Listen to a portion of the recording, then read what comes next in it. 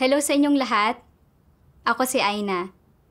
At ngayong araw ay nais kong ibahagi sa inyo ang isang artikulo ng patotoong batay sa karanasan. Ang kwentong ito ay naganap sa China, kung saan ang iglesia ng pangunahing tauhan ay dumanas ng matinding pag-uusig. Maraming Kristiyano ang inaresto at maraming aklat ng mga salita ng Diyos ang kailangang ilipat. Kung hindi, maaaring samsamin ang mga ito ng pulisya anumang oras. Gayunpaman, nagpatuloy ang mga pag-aresto at napakahirap maging ang makahanap ng ligtas na bahay. Nang hindi na niya malaman ang gagawin, tumama ang pandemya at ang lungsod ay nag-lockdown. Nahaharap sa dalawang krisis. Susulong ba siya ng may kumpiyansa o aatras sa takot? Ating alamin ang kanyang kwento at pakinggan ang kanyang espiritual na paglalakbay.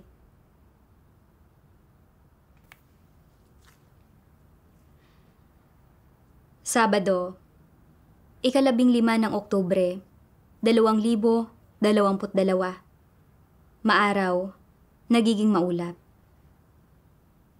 Hindi pa katagalan, naharap ang iglesia ng Washi sa isang malakihang pagsupil. At itinalaga ng mga lider na pumunta ako at tumulong sa pag-aayos sa epekto nito. Ngayon, pagdating ko sa iglesia ng Washi, dinala ako ni Wang Ying sa tutuluyan kong bahay at sinabi niya sa akin, maraming kapatid natin, mga lider at manggagawa ang naaresto noong 26 ng Setyembre. Hindi naligtas ang karamihan sa mga tahanan namin. Ang mga pulis ay may mga pangalan at litrato naming mga hindi naaresto. Kaya mahirap para sa amin na magpakita para sa gawain. Namigat ang puso ko pagkarinig ko sa mga salitang ito. Naisip ko, nagplano na akong umuwi pagkatapos ng gawain ko rito. Pero ngayon, nakikita kong mas malala pa ang mga bagay-bagay rito kaysa sa inakala ko. Napakarami sa aming mga kapatid, lider at manggagawa ang naaresto. Napakaraming libro ng mga salita ng Diyos ang kailangang ilipat. Hindi magiging madaling humanap ng ligtas na lugar ngayon. At bukod pa roon, kailangan kong talakayin sa mga nanganganib ang kaligtasan ang tungkol sa mga pagsasaayos ng gawain. Hindi ko kailanman malalaman kung kailan ako mamatyagan at pagkatapos ay maaaresto. Agresibong nanghuhuli ngayon ng mga mananampalataya ang mga pulis. Sa takbo ng mga nangyayari, mauusig ako hanggang kamatayan kung maaaresto ako. Kung pahihirapan ako ng mga pulis hanggang sa mamatay, hindi ba't maiwawala ko ang pagkakataong gawin ang aking tungkulin? Paano na ako maliligtas kung ganoon? Pero naisip ko na ang kapaligirang ito ay lumitaw sa ilalim ng kataas-taasang kapangyarihan at pagsasaayos ng Diyos. Sa gabay ng katwiran, nagpasakop ako sa mga sitwasyon at kaagad na nagsimulang tingnan ang sitwasyon ng mga libro ng mga salita ng Diyos. Pagkaalis ni Wang Ying, sinabi ng sister na nagpapatuloy sa akin na hindi pa nailipat ang mga librong nasa bahay niya, ni ang mga librong nasa bahay ng isang brother, at naaresto na ang brother na iyon. Nang marinig ko ito, nanikip ang dibdib ko. Mahigit 20 araw na ang nakakalipas mula noong naaresto ang mga kapatid. At ang mga librong ito ng mga salita ng Diyos ay naroon pa rin sa mga hindi ligtas na lugar. Kung mapupunta ang mga iyon sa mga kamay ng mga pulis, magiging napakalaki ng kawalan. Dapat protektahan ang mga libro sa anumang paraan. Pero nang maisip ko na ako mismo ang maglilipat ng mga libro, nabalisa ako. Naalala ko ang isang sister na nahuli habang naglilipat ng mga libro at ginulpi siya ng mga pulis hanggang mamatay. Paano kung mahuli ako habang inililipat ang mga libro? Hindi ako pakakawalan kailanman ng mga pulis at malamang nahahatulan ako ng isang mabigat na sentensya. Baka bugbugin pa nga ako hanggang mamatay. Hindi ba't iyon na ang katapusan ng buhay ko bilang isang mananampalataya sa Diyos? Naguguluhan ako sa pagitan ng sariling kinabukasan ko at ng mga interes ng sambahayan ng Diyos. Bumuhos sa aking puso ang pasakit at salungatan. Bilang isang mananampalataya sa Diyos, mapupuno ako ng pagsisisi kung tatayo lang ako at walang gagawin habang nananatiling nanganganib ang mga libro ng mga salita ng Diyos. Kaya sinimulan ko kaagad na talakayin sa sister ang tungkol sa isang lugar na paglalagyan ng mga libro. Pero mapanganib ang kapaligiran dito at wala kaming maisip na isang lugar na magiging angkop.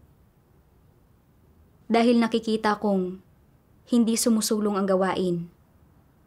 Para bang tune-tuneladang pasanin ang nagpapabigat sa puso ko. Lunes, 17 ng Oktubre, 2022. Maulap. Tinalakay namin ang gawain hanggang gabing-gabi kahapon, kaya nanatili ako magdamag sa bahay ni Sister Songyi. Nitong hapon, dumating si Wang Ying. Balisang sinasabi sa akin na nagkaroon ng outbreak at naka-lockdown ang lungsod kagabi. Hindi ka pwedeng bumalik. Nang mabalitaan ko ito, nabalisa ako. Mahirap na ngang ayusin ang epekto ng pagsupil. Dumating pa ngayon ang salot at naka-lockdown ang lungsod.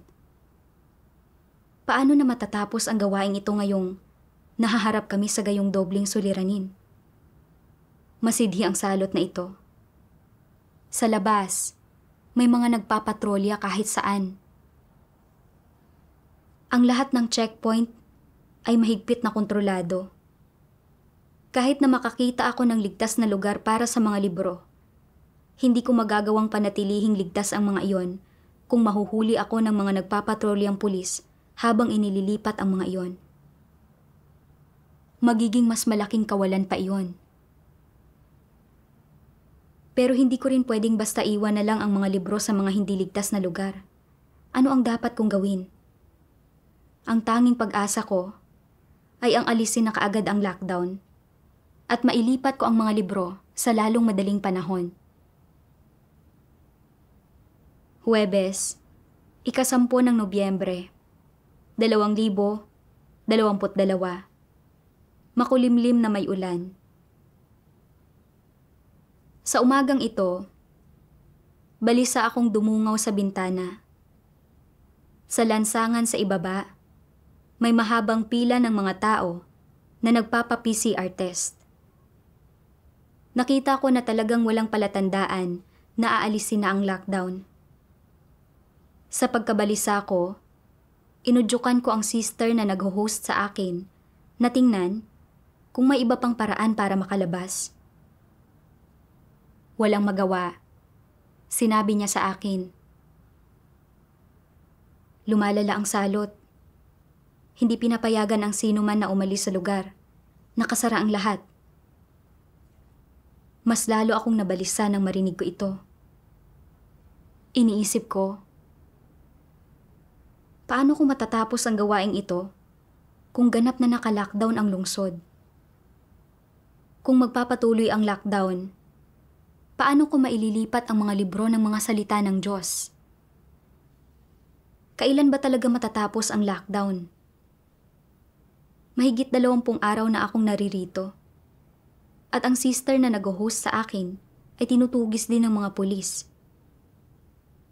Nanganganib akong maaresto anumang oras. Ang lungsod ay isa ring high-risk na lugar para sa salot. Kaya kahit tanggalin pa ang lockdown, mahahawa ako ng husto at makakwarantin kapag lumabas ako. At paano kung mahawa at mamatay ako rito? Kapag iniisip ko ang tungkol dito, pinapahina nito ang puso ko. Naisip ko, Wala na akong ligtas na matutuluyan ngayon. Napakadelikado nito. Kailangan ko nang tapusin ang gawain ko rito at umuwi na sa lalong madaling panahon para hindi ko na kailanganing magtago sa iba't ibang lugar at mamuhay sa gayong mapaniil na kalagayan. Pero ngayon ay matindi ang salot. Wala nang biyahe ang mga bus at tren, kaya paano ako makakabalik? Nag-isip ako ng nag-isip ng mga paraan para makabalik ng ligtas. Habang mas lalo akong nag-iisip, lalo akong nagiging malayo sa Diyos. Naguluhan at nabahala ako. Nasa matinding paghihirap ako. Sa gabing ito, nagkasakit ako. Sumasakit ang ulo ko at nananakit ang buong katawan ko sa panghihina. Hindi ako makalakad ng maayos at nanghihina ang katawan ko. Ipinatong ko ang ulo ko sa mesa. Hindi ko ito maiangat. Pakiramdam ko ay parang nararanasan ko ang mga sintomas ng salot. Litong-lito ako tungkol sa lahat ng ito. Paano ako biglang nagkasakit? Samantalang, ayos na ayos ako kanina. Anong aral ang dapat kong matutuhan? Ano ang layunin ng Diyos sa sitwasyong ito? Biyernes, 11 ng Nobyembre, 2022, Maaraw. Habang ginagawa ko ang aking devosyonal ngayong umaga, nabasa ko ang mga salitang ito ng Diyos na nagsasabing, sa mainland China, naranasan na ng hinirang na mga tao ng Diyos ang panunupil at mga pang-aaresto ng malaking pulang dragon at nakaranas na rin sila ng ilang tukso. Gaano karaming beses man silang naging mahina at nabigo, ang lahat ng kayang maghangad sa katotohanan ay unti-unting lumago sa tayog at nagkaroon ng buhay pagpasok. Kung makaharap nilang muli ang mga kapaligiran at tuksong naranasan nila noon, magkakaroon sila ng kaunting pananalig. Kung isang araw ay dalhin sila ng karanasan nila sa puntong hindi na sila takot sa kamatayan at kaya na nilang malinaw na makita na ang buhay at kamatayan ng mga tao ay nasa mga kamay nga ng Diyos at pinamamatnugutan at isinasaayos ng Diyos, hindi ba't ibig sabihin niyon na mas lumakas na ang pananalig nila? Tulad lang ng sa kapanahunan ng lumang tipan. Bakit hindi sinakmal ng mga leon si Daniel nang itinapon siya sa lungga ng mga leon? Dahil may pananalig siya na hindi pinahintulutan ng Diyos ang mga leon na sakmalin siya. Kung gayon, ano ang iniisip ni Daniel sa puso niya? Hindi siya nagreklamo tungkol sa Diyos. Sa puso niya, sinabi niya, itinapon ako ng Diyos sa lungga ng mga leon. Ako at ang mga leon ay kapwa mga nilikha. Kung pahihintulutan ng Diyos ang mga ito na kainin ako, oras na para mamatay ako. Kung hindi ito pahihintulutan ng Diyos, hindi ako kakainin ng mga leon. Pinatutunayan ito na dapat pa rin akong mamuhay sa mga kamay ng Diyos at na hindi pa tapos ang buhay ko at hindi pa ako dapat na mamatay. Itinatakda ito ng lumikha. Nang maharap si Daniel sa usaping ito, una, hindi niya itinatwa ang pangalan ng Diyos. Pangalawa, wala siyang paghihinala sa ginawa ng Diyos. Hindi niya ito hinusgahan o kinundina, o hindi siya naghimagsik laban sa Diyos at nagawa niyang magpasakop sa mga pagsasaayos ng Diyos. Kaya natalo at napahiya si Satanas. Kaya, ano ang mga kilos at pagpapamalas ni Daniel? Mga patotoo ang mga ito. Kapag may gayon kang tayog, ay saka ka lang mahaharap sa mga gayong pagsubok. Kahit na ilagay ka ng Diyos sa lungga ng mga leon, hindi ka takot at hindi nangangahas ang mga leon na kainin ka. Pinatutunayan nito na mayroon kang tunay na pananalig at na tumahak ka na sa landas ng pagpeperpekto. Ganito mismo ang paglago sa buhay. Isang pagsubok din ang pagkakatapon sa lungga ng mga leon, tulad lang ng pagkakaalis sa napakalaking kayamanan ni Job. Ano ang pagpapamalas ni Job? Pagpapasakop.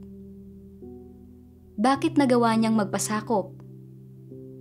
Ito ay dahil walang mga pagdududa si Job tungkol sa ginawa ng Diyos. Nagkaloob o nag-alis man ang Diyos ng mga gantimpala, ayos lang ito para kay Job. Kahit na ibigay ng Diyos ang isang araw at kunin ang susunod, magpapasakop pa rin si Job. Paano man kumilos ang Diyos, ayos lang ito para kay Job. Kaya niyang hayaan ang Diyos na mamatnugot ayon sa gusto ng Diyos at magpasakop sa Diyos. Kaayon siya ng Diyos. Paano man kumilos ang Diyos, kahit na paglaruan siya ng Diyos, kaya pa rin niyang magpasakop. Ang tunay na pananalig ay naglalaman ng tunay na pagpapasakop, at ang tunay na pagpapasakop ay nagpapalitaw sa tunay na pananalig. Kung mayroon kang tunay na pananalig at kaya mong magkamit ng tunay na pagpapasakop, anong pagsubok ang makakatalo sa iyo? Anong kapaligiran ang makakatalo sa iyo? Walang makakatalo sa iyo. Kahit na itapon ka sa lungga ng mga leon, hindi mangangahas ang mga leon na kainin ka. Hindi ba't mabuting bagay ito? Pinagliwanag ng mga salita ng Diyos ang puso ko, na gaya ng isang parola. Noong inihagi si Daniel sa lungga ng mga leon, sa ilalim ng pang-aapi ng hari, hindi niya sinisi ang Diyos, kahit na nahaharap siya sa kamatayan. Sa halip, mahigpit niyang pinanghawakan ang kanyang pananalig sa kataas-taasang kapangyarihan ng Diyos sa lahat ng bagay, at ganap na ibinigay ang kanyang sarili sa Diyos. May tunay siyang pananalig sa Diyos. Nagbigay inspirasyon sa akin ang karanasan ni Daniel. Ipinakita nito sa akin na, gaya ni Daniel, kailangan kong magkaroon ng katulad na pananalig sa Diyos at magpasakop sa kanyang kataas-taasang kapangyarihan sa isang kapaligiran ng pang-uusig at pang-aapi. Pero nang naharap na sa mga ganitong sitwasyon ng tunay na buhay, wala ako ng pananalig na taglay ni Daniel. Noong naharap ang iglesia sa malakihang pagsupil at kailangang ilipat kaagad ang mga libro ng mga salita ng Diyos, ang mga unang naisip ko ay tungkol sa malalaking panganib na kaakibat ng tungkuling ito. Natakot ako na mahuhuli ako ng mga pulis sa daan at gugulpihin ako hanggang mamatay. Noong magsimula ang pandemya, natakot ako na mahawa at mamatay, at namuhay ako sa isang kalagayan ng takot at kaduwagan. Ginusto ko pang ang abandonahin ang tungkulin ko para protektahan ang sarili ko at tumakas ng mabilis hanggat kaya ko. Ibinunyag ng mapanganib na kapaligirang ito ang kawalan ko ng tunay na pananalig at pagpapasakop sa Diyos. Kapag nakita ng mga walang pananampalataya na nilamon na ng pandemya ang buong lungsod, nalulugmok sila sa takot at pangamba. Ito ay dahil hindi sila nananampalataya sa Diyos at wala silang maaasahan. Pero ako, na isang mananampalataya sa Diyos, ay takot na takot pa rin. At wala akong pananalig sa pagkamakapangyarihan sa lahat at kataas-taasang kapangyarihan ng Diyos. Kaya paano ko matatawag ang sarili ko na isang mananampalataya? Naisip ko si Daniel na napunta sa lupain ng mga banyaga at inusig ng isang hari na pumigil sa kanya na manalangin sa Diyos. Tumanggi si Daniel na makipagkompromiso sa mga puwersa ng kadiliman. Pinili niya ang kamatayan kaysa sumuko at patuloy siyang nanalangin sa Diyos. Sa huli, inihagis siya sa lungga ng mga leon. Pero dahil nasa tabi niya ang Diyos, hindi nangahas ang mga leon na saktan siya. Gayun din, makaharap man tayo ng pandemya o ng mga pang-aaresto, lahat ng ito ay nasa mga kamay ng Diyos. Lubusang nasa Diyos kung maaresto man ako o hindi. Kahit pa maaresto at makulong ako, dapat kong ibigay ang aking sarili sa Diyos at manindigan sa aking patotoo tungkol sa Kanya. Kung mahawa man ako ng virus, magpapasakop ako sa mga pamamatnugot at pagsasaayos niya. Kahit mamatay ako, hindi ako magrereklamo. Ang pinakamahalagang bagay ngayon ay ang protektahan ang mga libro ng mga salita ng Diyos. Ano man ang panganib, dapat akong magtiwala sa Diyos na mabilis na ilipat ang mga ito hanggat maaari. Dapat kong bitiwan ang mga pag-aalala ko at gumawa kaisa ng mga kapatid para maayos na mapangasiwaan ang gawain pagkatapos ng insidente. Nang magsimula na akong mag-isip sa ganitong paraan, nakaramdam ako ng malaking kaginhawahan. Nitong hapon, bago ko pa namalayan, mabuti na ang pakiramdam ko. Huwebes, 15 ng Desyembre, 2022, maulan. Ang bilis lumipas ng panahon. 2 buwan na magmula noong dumating ako rito.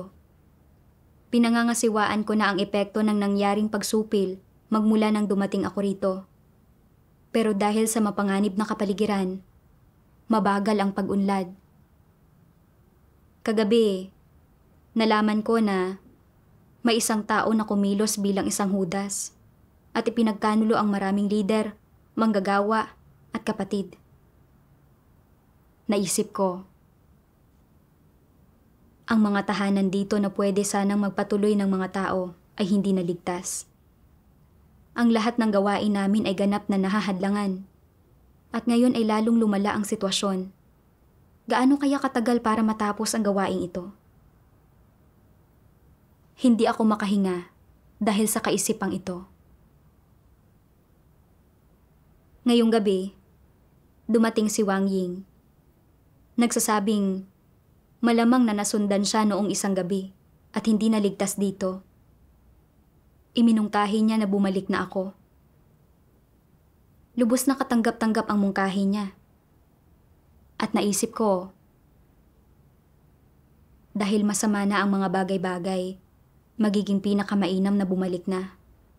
Ano't ano man, hindi naman dahil sa ayaw kong manatili rito, kundi dahil wala lang talagang ligtas na lugar na matutuluyan. Ngayon, ganap na makatwiran na umalis ako. Pero nang maisip ko ang pag-alis, nagsimula na naman akong makonsensya. Napakarami pang gawain ang dapat tapusin dito. Magiging tama bang abandonahin ang mga tungkulin ko at umalis? Sa kabila ng pagiging mapanganib ng kasalukuyang sitwasyon, nakahanap pa rin ang mga kapatid ng paraan para makapunta rito at talakayin ang gawain.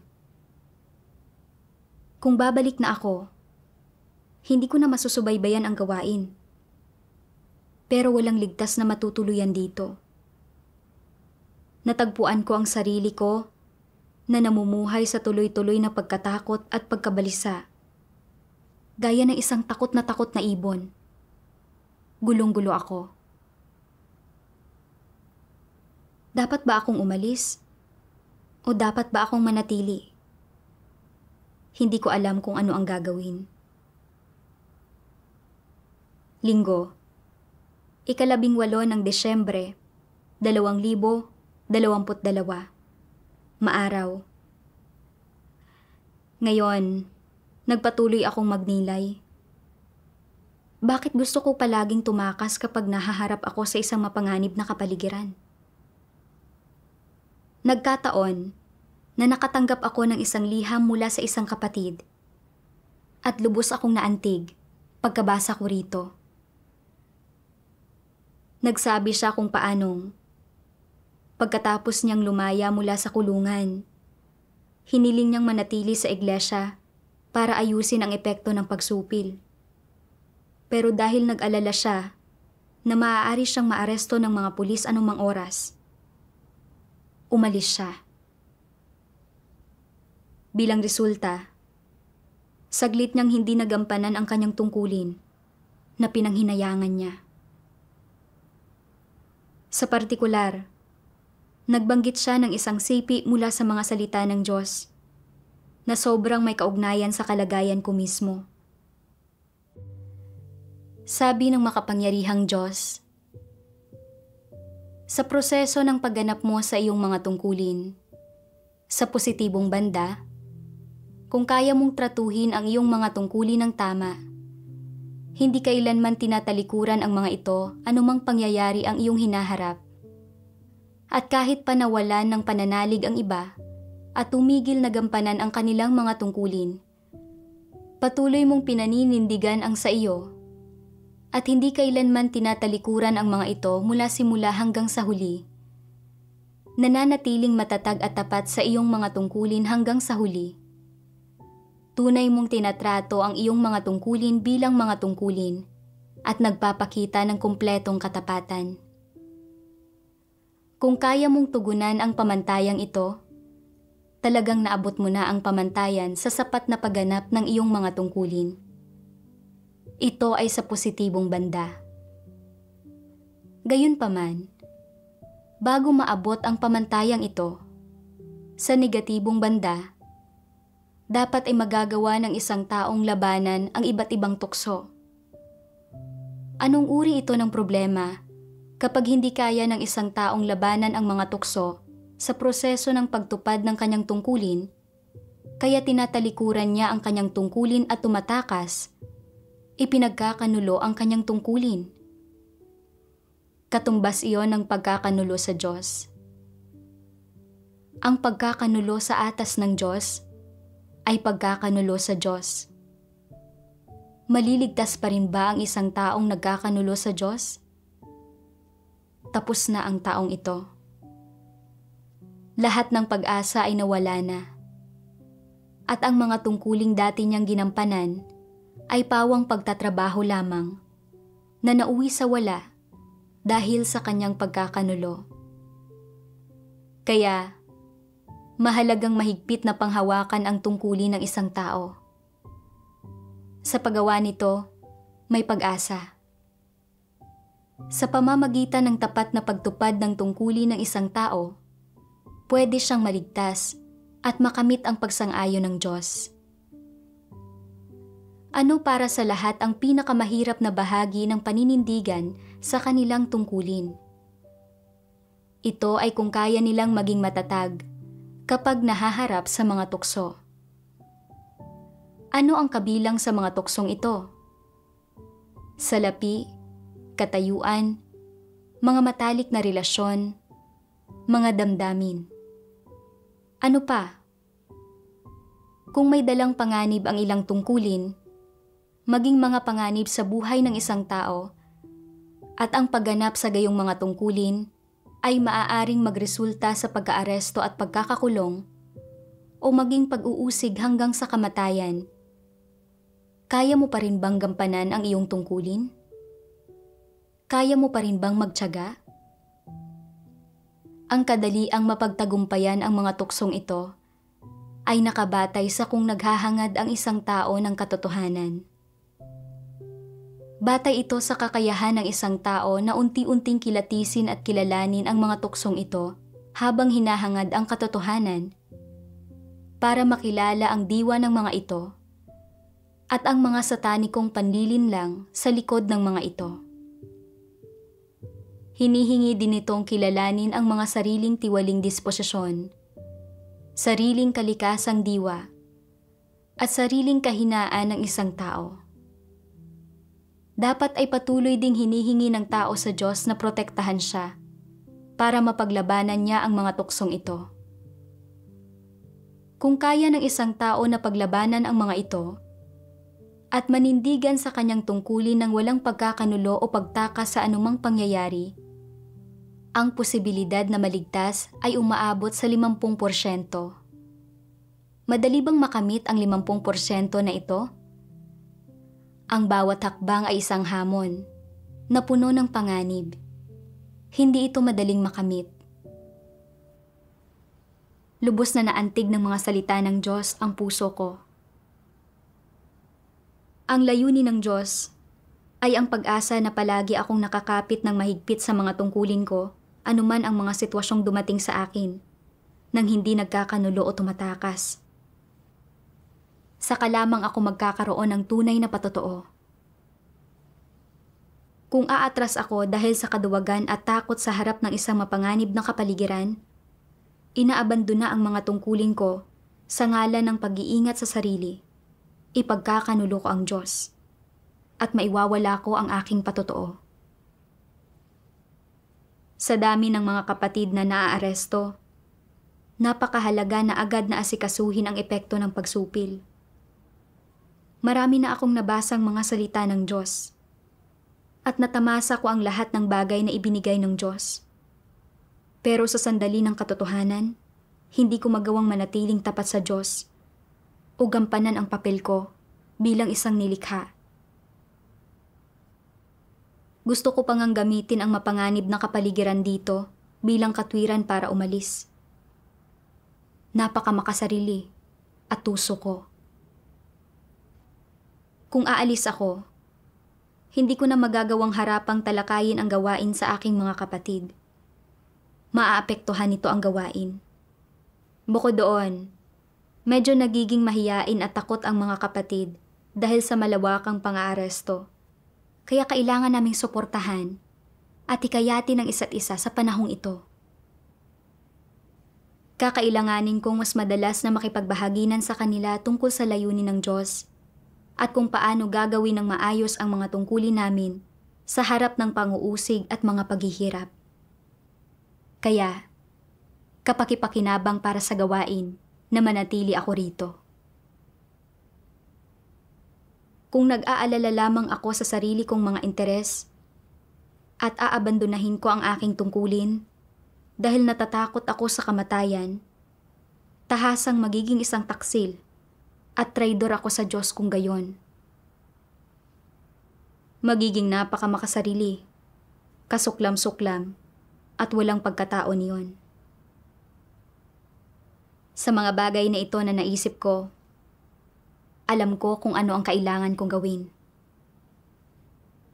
Hindi ko pwedeng hayaang takutin ako ng mga kasalukuyang sitwasyon, ni hindi ko pwedeng abandonahin ang tungkulin ko at umalis dahil lang sinusundan si Wang Ying at natatakot akong madamay. Dapat akong magtiwala sa Diyos at gawin ang lahat ng makakaya ko sa pagsubaybay sa gawain pagkatapos ng insidente na pinangangasiwa sa akin, kaya ako ipinadala rito.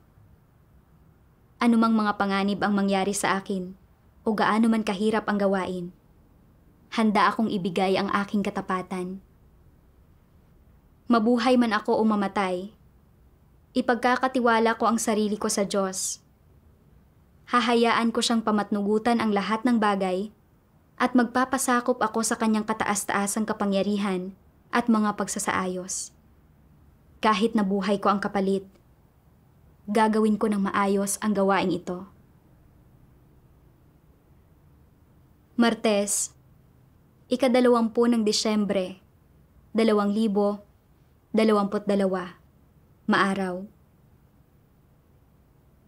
Sa pagninilay-nilay ko sa nangyayari sa akin sa bawat eksena, pinag-isipan ko, bakit kaya hinihiling kong tumakas at abandonahin ang aking tungkulin sa sandaling naharap ako sa isang mapanganib na kapaligiran?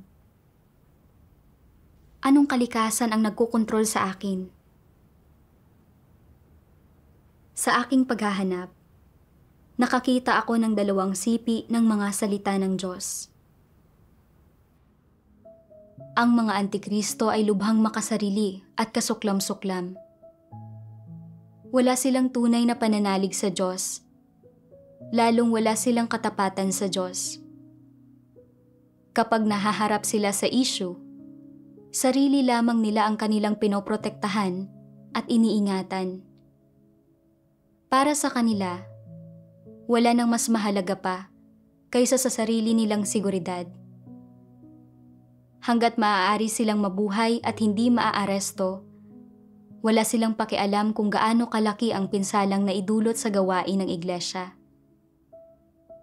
Labis na makasarili ang mga taong ito. Hindi man lang nila iniisip ang mga kapatid o ang gawain ng iglesia. Sariling seguridad lamang nila ang kanilang iniisip. Sila ay mga antikristo. Tinatalikuran ng mga antikristo ang gawain ng iglesia at ang mga handog ng Diyos, at hindi nila isinasaayos na pangasiwaan ng mga tao ang mga kasunod na gawain. Katulad ito ng pagpapahintulot sa malaking pulang dragon na kamkamin ang mga handog ng Diyos at ang kanyang mga hinirang. Hindi ba't isa itong lihim na pagkakanulo sa mga handog ng Diyos at sa kanyang mga hinirang?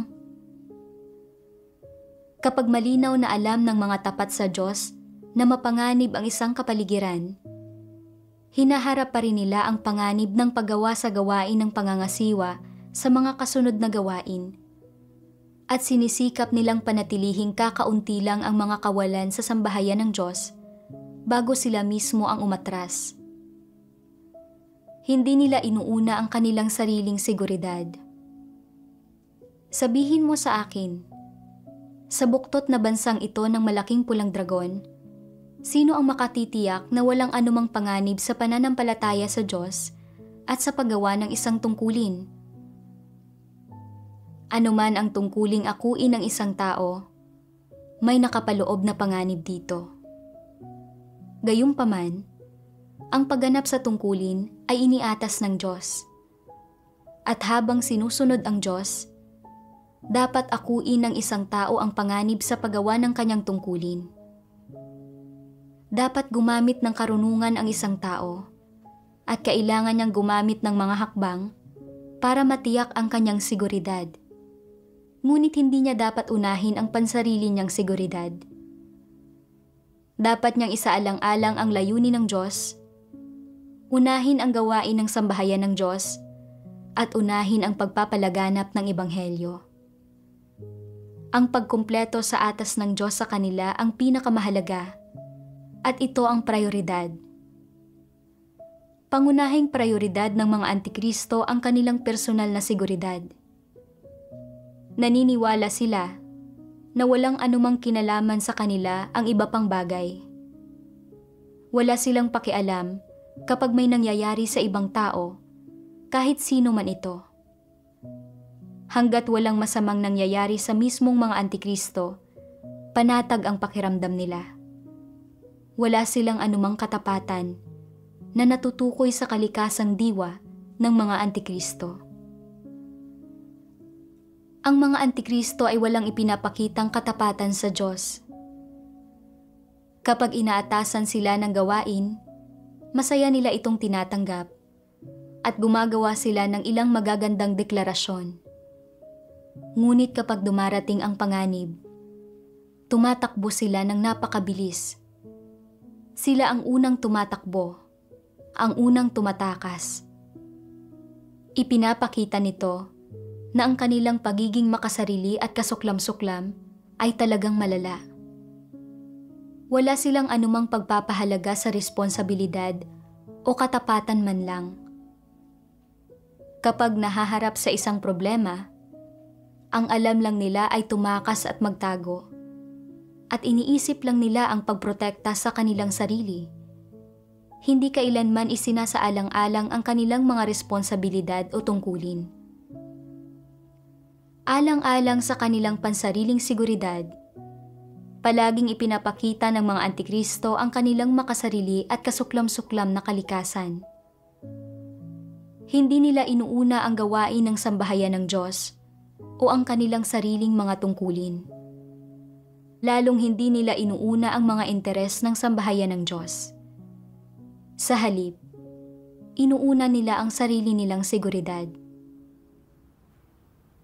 Inilalantad ng Diyos ang pagkamakasarili at pagiging kasuklam-suklam ng mga antikristo.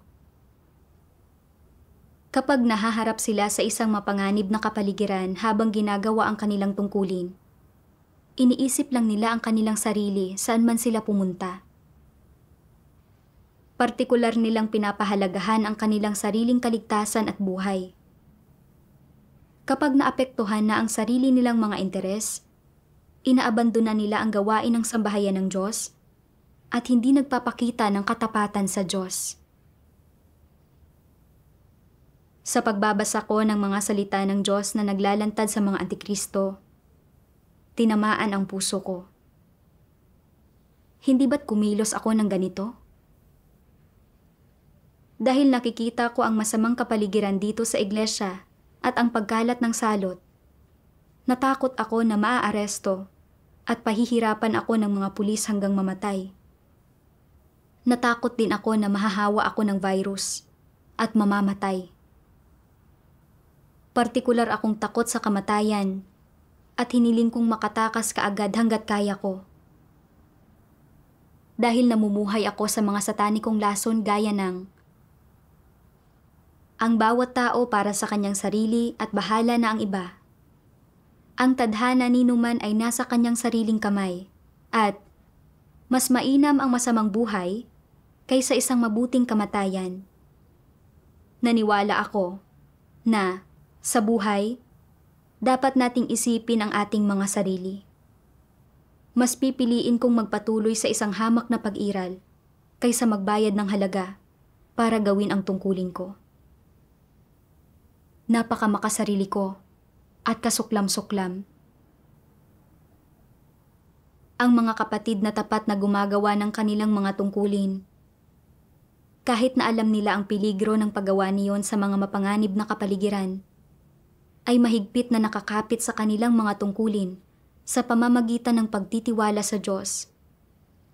Binubuwis ang kanilang mga buhay at sa huli ay pinoprotektahan ang mga libro ng mga salita ng Diyos at ang kaligtasan ng ibang mga kapatid. Sa kabilang banda, hiyang-hiya ako. Mapanganib ang kapaligiran dito. Medyo mas malala ang salot. Pero may mga kapatid pa rin na naglalagay ng kanilang sarili sa panganib sa pagpapatuloy sa akin. Pero patuloy akong nag-aalala para sa sarili ko. Hindi ko magawang buong pusong gugulin ang sarili ko sa aking tungkulin. Talagang wala akong pagkatao. Kung may kaunting konsensya o katwiran man lang ako, at alam ko na nanganganib ang mga libro ng mga salita ng Diyos, gagawin ko ang pinakamakakaya ko para tiyaking nagawa ng maayos ang gawain pagkatapos ng pangyayari at mabawasan ang mga kawalan. Kung talagang tumakas ako at hindi na ilipat sa tamang oras ang mga libro ng mga salita ng Diyos, malamang na mapapasakamay ng malaking pulang dragon ang mga ito. Mas marami pang kapatid ang mga nganib na maaresto at bilang resulta, magdurusa pa ng mas malalaking kawalan ang buhay pagpasok ng mga kapatid. Sa ganitong paraan, kahit pa maiwasan kong mahuli at mailigtas ko ang buhay ko, mag-iiwan ako ng isang seryosong pagsalangsang. Mapupuno ako ng labis-labis na pagsisisi, pero magiging masyadong huli na para may magawang anuman tungkol dito. Naalala ko ang sinabi ng Panginoong Hesus, "At huwag kayong mga takot sa mga nagsisipatay ng katawan, datapwat hindi na nakakapatay sa kaluluwa, kundi bagkos ang katakutan ninyo'y siyang makapupuksa sa kaluluwa at sa katawan sa impyerno. Ang nakasusumpong ng kanyang buhay ay mawawalan nito, at ang mawalan ng buhay dahil sa akin ay makasusumpong niyaon." Naalala ko rin ang isang sipi ng mga salita ng makapangyarihang Diyos na nagsasabing, "Pawang panlabas na mga bagay ang pamilya, kayamanan, at ang material na mga bagay sa buhay na ito. Ang tanging bagay na may kaugnayan sa sarili ay ang buhay." Sa bawat nabubuhay na tao, ang buhay ang bagay na pinakakarapat-dapat na pakaingatan, ang pinakamahalagang bagay at, sa katunayan, nagawa ng mga taong ito na ialay ang pinakamahalagang pagmamay-ari nila Ang buhay bilang patunay at patotoo sa pagmamahal ng Diyos sa sangkatauhan. Hanggang sa araw na sila ay mamatay, hindi nila itinatwa ang pangalan ng Diyos at hindi rin nila itinatwa ang gawain ng Diyos at ginamit nila ang kanilang mga huling sandali ng buhay upang magpatotoo sa pag-iral ng katunayang ito. Hindi ba ito ang pinakamataas na anyo ng patotoo? Ito ang pinakamahusay na paraan ng pagganap ng isang tao sa kanyang tungkulin. Ito ang pagtupad sa kanyang pananagutan. Nang pagbantaan at takutin sila ni Satanas at, sa huli, kahit pa nang ipabayad sa kanila ang kanilang mga buhay, hindi nila tinalikdan ang kanilang responsibilidad. Ito ang kahulugan ng pagtupad ng isang tao sa tungkulin hanggang sa pinakasukdulang punto. Ano ang ibig kong sabihin dito? Ibig ko bang sabihin na gamitin ninyo ang ganoon ding paraan upang magpatotoo sa Diyos at upang maipalaganap ang kanyang ebanghelyo? Sadyang hindi kinakailangang gawin mo ang ganoon. Ngunit dapat mong maunawaan na ito ay iyong pananagutan. Na kung kinakailangan ng Diyos na gawin mo ito, dapat mo itong tanggapin bilang iyong obligasyon. May takot at pag-aalala sa mga layunin ang mga tao ngayon. Ngunit anong silbi ng mga damdaming iyon? Kung hindi kailangan ng Diyos na gawin mo ito, para saan ang pag-aalala tungkol dito? Kung kailangan ng Diyos na gawin mo ito, hindi ka dapat umiwas o tumanggi sa pananagutang ito. Dapat kang maagap na makipagtulungan at tanggapin ito ng walang pag-aalala. Paano man mamatay ang isang tao, hindi siya dapat mamatay sa harap ni Satanas at hindi mamatay sa mga kamay ni Satanas. Kung mamamatay ang isang tao, dapat siyang mamatay sa mga kamay ng Diyos. Nagmula sa Diyos ang mga tao at sa Diyos sila magbabalik. Gayon ang katwiran at saloobing dapat taglayin ng isang nilikha. Ipinaunawa sa akin ng mga salita ng Diyos na kapag dumating sa akin ang panganib at ang banta ng kamatayan habang ginagawa ko ang aking tungkulin, dapat akong manatiling tapat sa Diyos. Kahit na ang ibig sabihin pa nito ay ang pagsasakripisyo ng aking buhay, dapat akong kumapit ng mahigpit sa tungkulin ko at huwag kailanman sumuko kay Satanas. Ito ang pinakamakapangyarihang patotoo ng pagtalo kay Satanas na sinang-ayunan ng Diyos. Kapag nahaharap sa mga banta sa aking buhay, kung tatanggihan ko ang atas ng Diyos dahil sa takot sa kamatayan, magiging marka ito ng kahihiyan at kamumuhian ako ng Diyos. Ang mga propeta at apostol na iyon sa mga nakalipas na kapanahunan ay naharap sa mga karumaldumal na kamatayan alang-alang sa pangangaral ng Ebanghelyo at pagpapatotoo tungkol sa Diyos. Ang ilan ay hinati-hati ng mga kabayo, ang iba naman ay tinagpas hanggang mamatay, habang ang iba pa ay sinunog hanggang mamatay. Si Pedro ay ipinako pa nga sa krus ng patiwarik para sa Diyos. Sa mga huling araw, maraming kapatid ang naaresto at brutal na pinahirapan ng Partido Komunista dahil sa pagpapalaganap sa Ebanghelyo ng Kaharian. Kahit sa bingit ng kamatayan, tumatanggi pa rin silang itatwa ang pangalan ng Diyos. Habang ang ilan, kahit na pinapahirapan hanggang mamatay, ay tumatangging maging Judas o ipagkanulo ang Diyos. Nagbigay sila ng maganda at matunog na mga patotoo tungkol sa Diyos.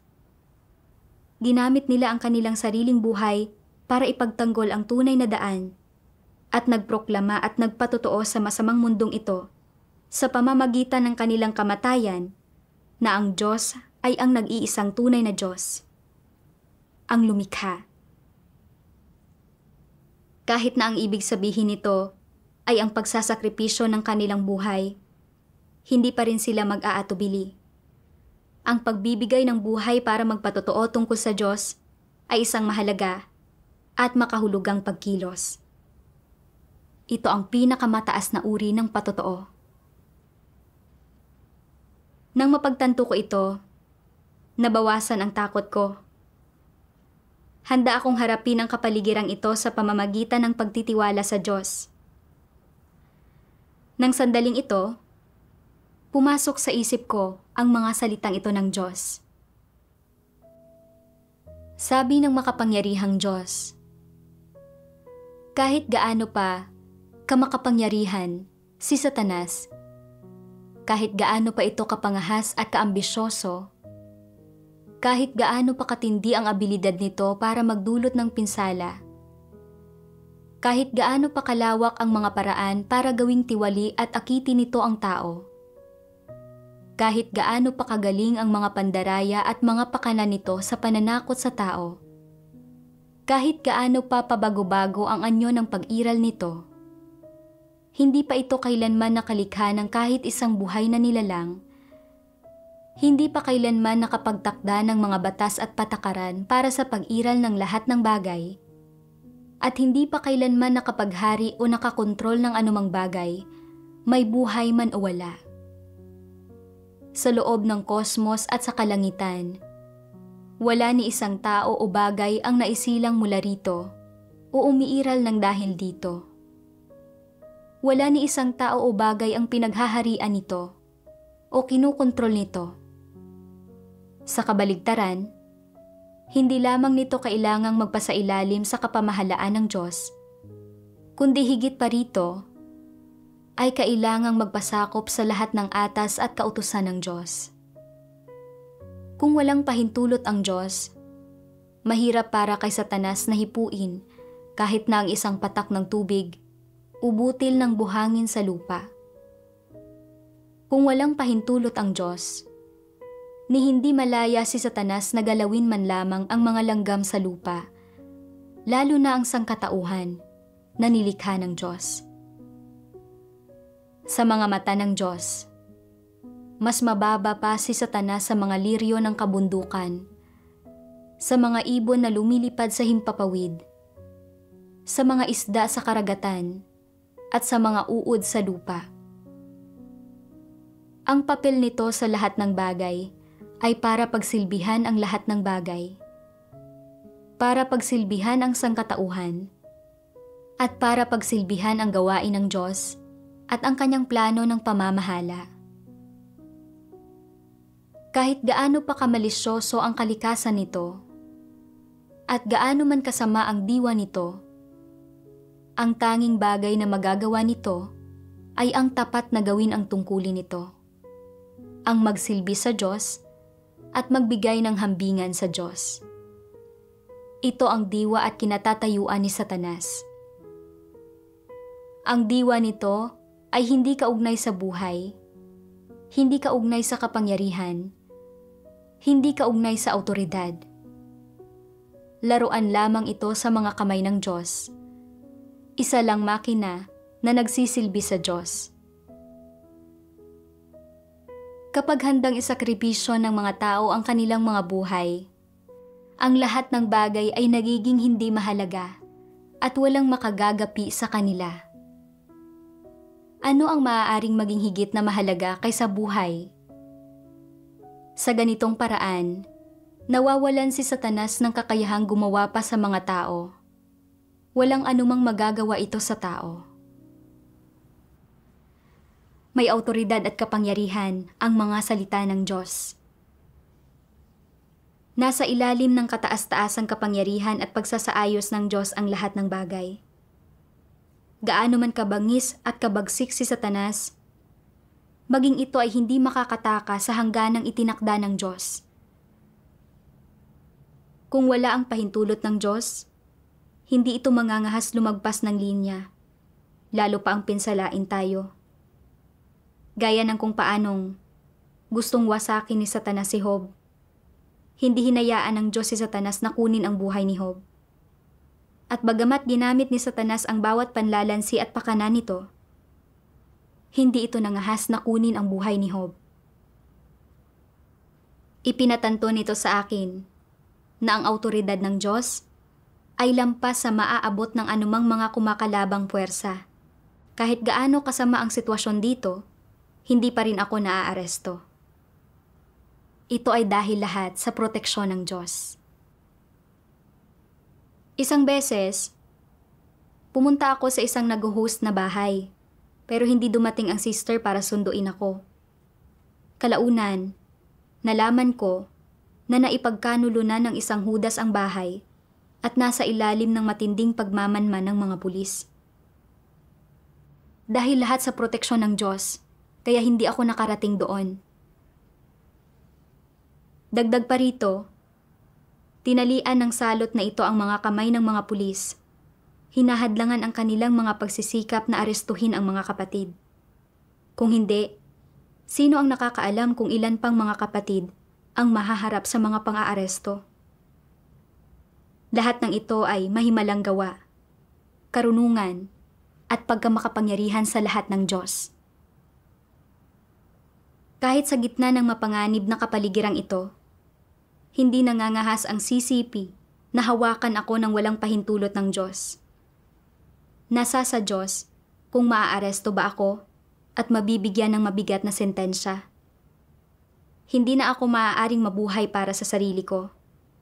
Handa akong ibigay ang sarili ko sa Diyos at hayaan siyang pangunahan ako sa bawat araw. Gaano man ka mapanganib ang kapaligiran dito o kung gaano katindi ang salot, kakapit ako ng mahigpit sa aking tungkulin hanggang wakas. Nang mapagtanto ko ito, nagkaroon ng kapayapaan ng isip ko at itinuon ko ang sarili ko sa aking tungkulin. Sabado, 31 ng Desyembre, 2022, maaraw. Kahapon, dumating kami ni Su Xiao sa isang iglesia. Nagulat kami na ang kapatid na nagpatuloy sa amin ay nagbigay ng isang lugar para pagtaguan ng mga libro. Natuwa kami pareho at pagkatapos ay nagpasya kaming paghatian ang gawain.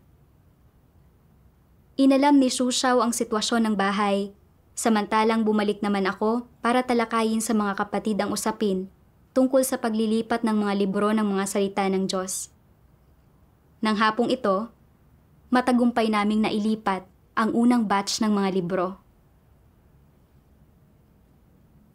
Martes, 14 ng Pebrero, 2023, maaraw. Patuloy naming inililipat ang mga libro ng mga salita ng Diyos sa nakalipas na ilang araw. Sa wakas, ay ililipat na namin ang huling batch ng mga libro ngayon. Mga 3:00 ng umagang ito, nakita kong nakauwi ng ligtas ang mga brother na naglilipat ng mga libro at napuno ako ng emosyon na hindi maipapaliwanag ng mga salita. Sa panahong ito, nagawa naming mailipat ng ligtas ang lahat ng libro sa kabila ng gayong mapanganib na kapaligiran. Lahat ng ito ay bunga ng paggabay ng Diyos at ang nagkakaisang pagtutulungan ng mga kapatid.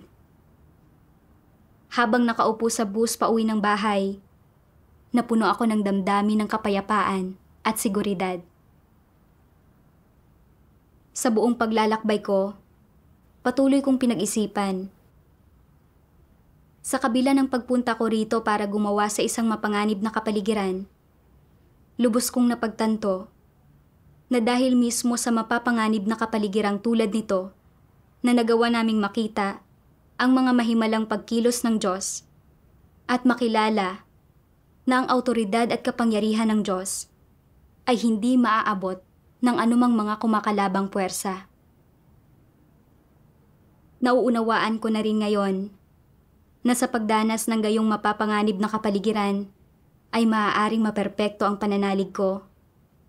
Matulungan akong maunawaan ang pagkamakapangyarihan sa lahat at ang kataas-taasang kapangyarihan ng Diyos at mabunyag ang aking pagkamakasarili at pagiging kasuklam-suklam. Kapag ako ay nasa isang mapanganib na kapaligiran, may gawi akong protektahan ang sarili kong mga interes at isipin lamang ang sarili kong kinabukasan at kapalaran. Ginabayan ako ng mga salita ng Diyos para malampasan ang madilim na impluwensya ni Satanas. Magtiyaga hanggang wakas at tapusin ang gawain kung saan ako ipinadala. Napakarami kong nakamit sa buong paglalakbay na ito. Isa itong hindi malilimutang karanasan at isang mahalagang kayamanan sa buhay ko. Salamat sa Diyos. Hanggang dito na lang ang programa ngayong araw. Salamat sa panonood at magkita tayo sa susunod.